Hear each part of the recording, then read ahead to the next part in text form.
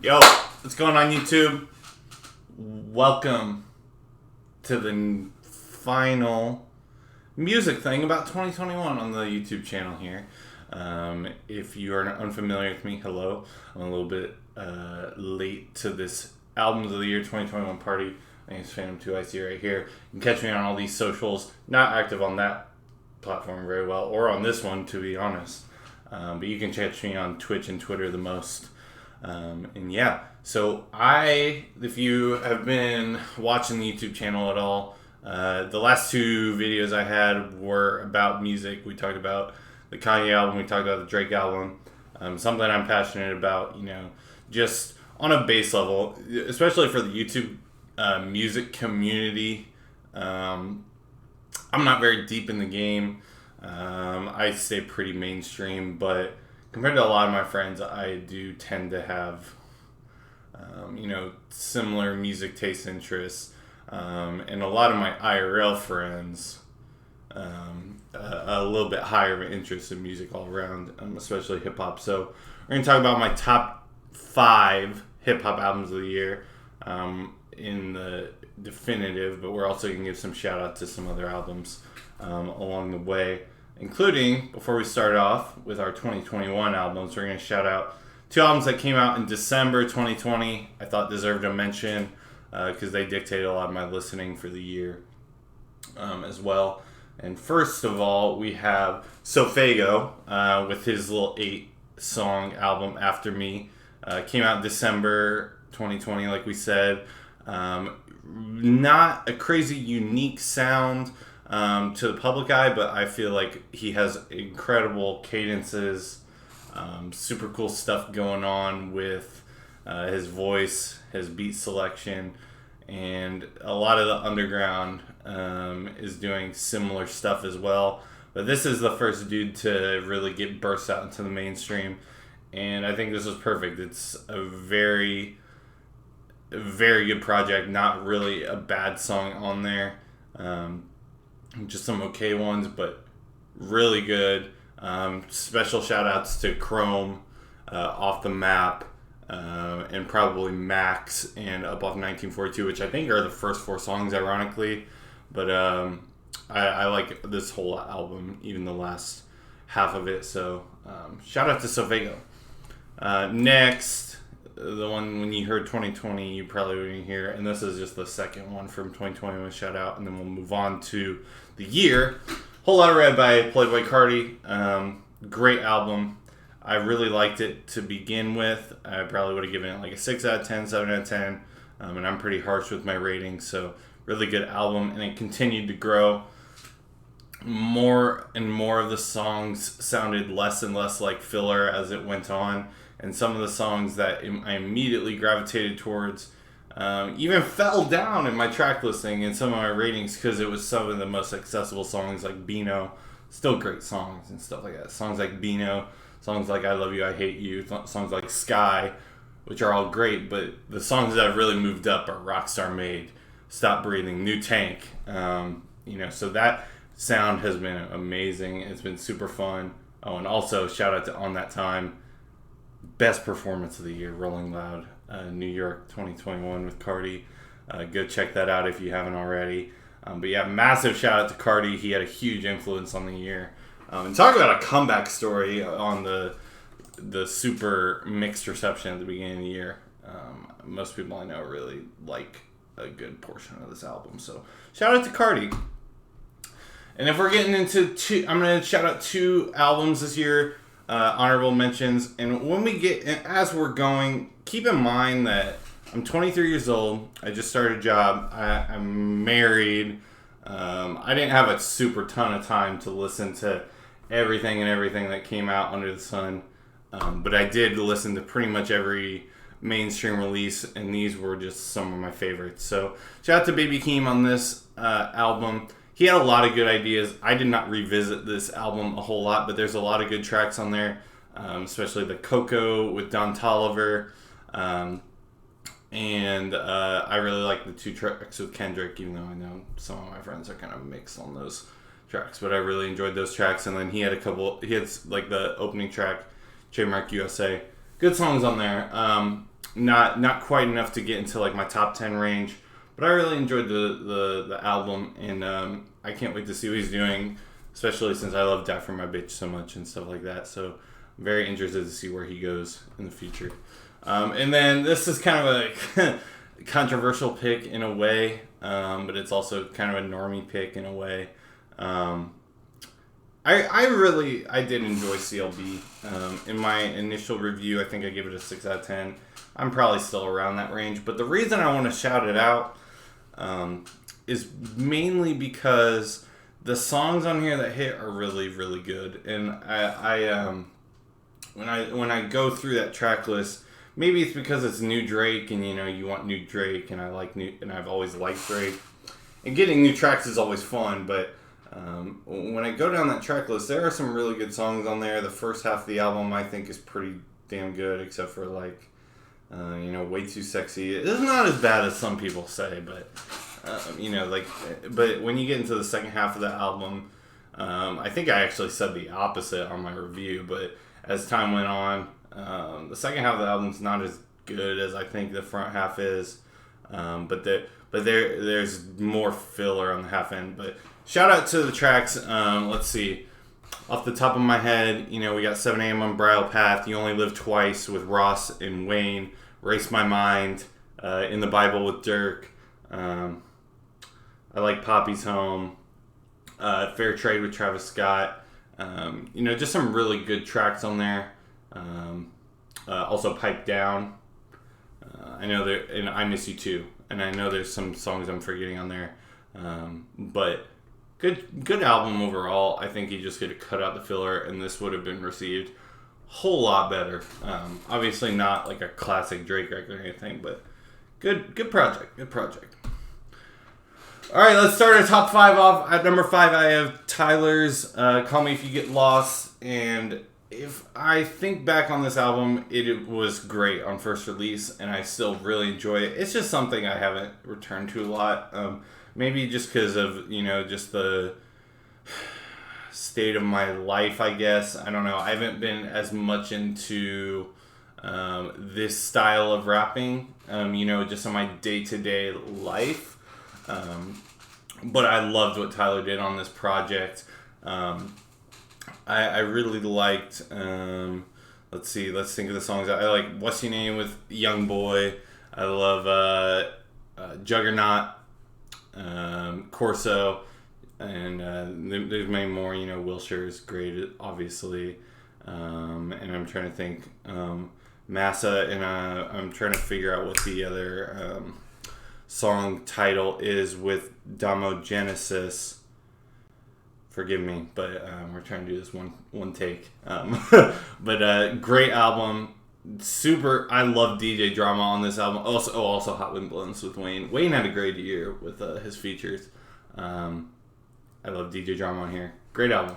I enjoyed it. Number 4. This is an album by J. Cole. It's called The Off Season, as you know. This one stayed in my rotation for quite a while this year. I am a huge Cole fan in general, but the last 2 projects, KOD, For Your Eyes Only, they've been a little bit of letdowns in a way. But this one was great. There was good songs on both of those albums, but this one, there wasn't really a terrible track on there. I didn't really like that song 100 Mil as much, which kind of seems to be a consensus. But you got songs like Amari on there, Hunger on Hillside, the closer, of course. And then one of my favorite underrated tracks on there was Punching the Clock. There's and obviously we have the songs with Lil Baby, and 21 and Moray and stuff like that. Great songs all around. I'm not going to sit here and name off all those songs, but Cole is hungry, and I'm glad to see that. And now we have a total switch up here. Number 3. An album that didn't get a lot of critical attention, a lot of critical acclaim, a lot of Twitter attention, anything like that. But something that really, especially in the second half of the year, really stuck out to me. Trip at Night by Trippie Redd. Now, I've never been a crazy Trippie fan, so it surprises me just as much as you guys. I'm sure that this is as high on my list. But, you got the first half of this album is great. And I'm sure as you realize, with my Sophago shout out earlier, MP5, fantastic song. Got Supercell on there, Finish Line, the song Betrayal with Drake, even though it's kind of controversial with the Kanye stuff and now they're made up, but great song. I love the first half of this album. And then you got Rich MF on the last couple tracks of the album. I'm trying to think of song names as I'm doing it on the fly. Demon Time with Ski Mask is a pretty good song. And of course, like Miss the Rage and stuff. To me, this was a really big step up for Trippie. I thought his vocal stylings on this album were really well thought out, well put together, and I'm excited. I know he put out EP. I didn't listen to it because I heard it was kind of bad, but I'm interested to see what his next full length studio endeavor is going to look like. So definitely shout out to Trippie Redd this year. Underrated album in my opinion. Now number 2, before we get into number 2, this is a guy that I wasn't super familiar with until this year, and I've went back in his catalog and stuff like that, and he's really surprised me, and this album was super instrumental in that. And that's Pierre Bourne, and I don't know why it's so small, but on the screen, but there you go. We got Life of Pierre 5 by Pierre Bourne. What a great production on this album. I know I said that all weird, but fuck it. Pierre, we knew he was a great producer, and I'm going to zoom in actually so you guys can see that bigger in the pixelated picture I got there. But Pierre is one of those guys that we knew he was a great producer, but as I went into this album, knowing some of the singles from Life of Pierre 4 beforehand, but I'd all learned about him this year. This album very much surprised me in how much I loved it. There's just fantastic production front to back, and even when there's a song on there I don't like, let's say YNS for example. Not super crazy about the vocals on this track, but the production on there is super solid. And I don't go back to that track a lot, but I can appreciate it a lot. So I big shout out to Pierre on this project, and he has the best, without going through the whole track list and basically saying every song that I pretty much liked, which is almost all of them. Best 3-track run of the year, in my opinion, when you went from Practice to 40 Clip into Retroville. Masterclass in production, rapping, new age rap, SoundCloud rap. Incredible stuff. I'm super excited to see what Pierre does next, if he continues this series or what he does. I love it. And shout out to Life of Pierre 4 too. Great project. Now, I'm going to have to zoom out here. This one may not be a super surprise, so I'm just going to get to it. I got Donda by Kanye West as my album of the year. And let me explain why. Obviously, you can see I like Kanye. I also like Justin Bieber's album here. But this album, to me, was easily the best thing he's put out since Yeezus. And let me explain that. You got albums like Life of Pablo. Albums like Kids See Ghosts. Even albums like Ye. A lot of people really like Ye. And then, you obviously have Jesus King. This album was, it referenced the memes that came about, but it was like the Avengers. Just everybody came onto this thing and all united for lyrical content that matched, super focused project with also a lot of Life of Pablo musical themes. And I just love that, you know, you can get such a scattered album, but it sounds so good together. And it sounds cohesive. And I love the variety on this thing. I love, you know, man, where do I even start? Fabio's verse on Off the Grid, best musical moment of the year. Lil Durk on Jonah, incredible. Kanye on Come to Life. Kanye on 24. Lil Baby and Weeknd on Hurricane. Like, just some of the most iconic musical moments of the year. And some of the most iconic moments in Kanye's career, to be honest. The craziest album rollout, and I know when you take into context an album and you rank it, you want to think about, oh, just the album. But it's hard to ignore what Kanye did with this rollout. It's been the best rollout music has seen in years, to me. You know, like, I can't even, like, think of anything else that comes close to the excitement around this album in the music community, in the hip-hop community.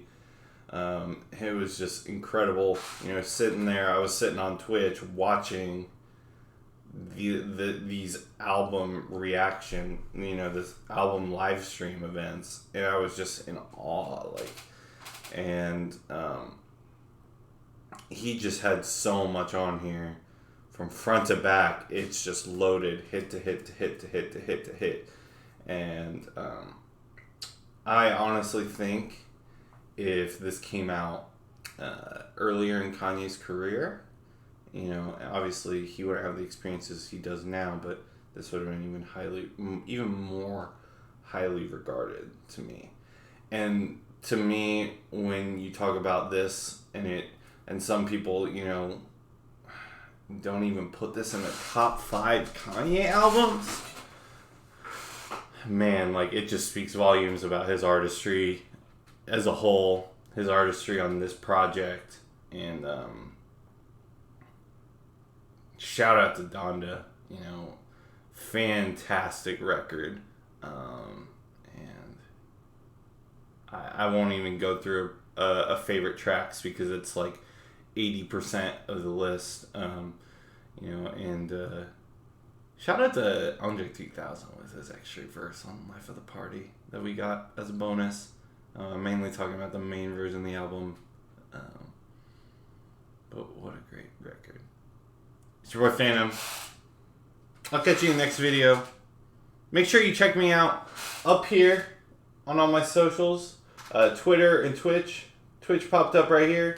That's awesome. I appreciate you guys. And I'll catch you in the next video. See ya.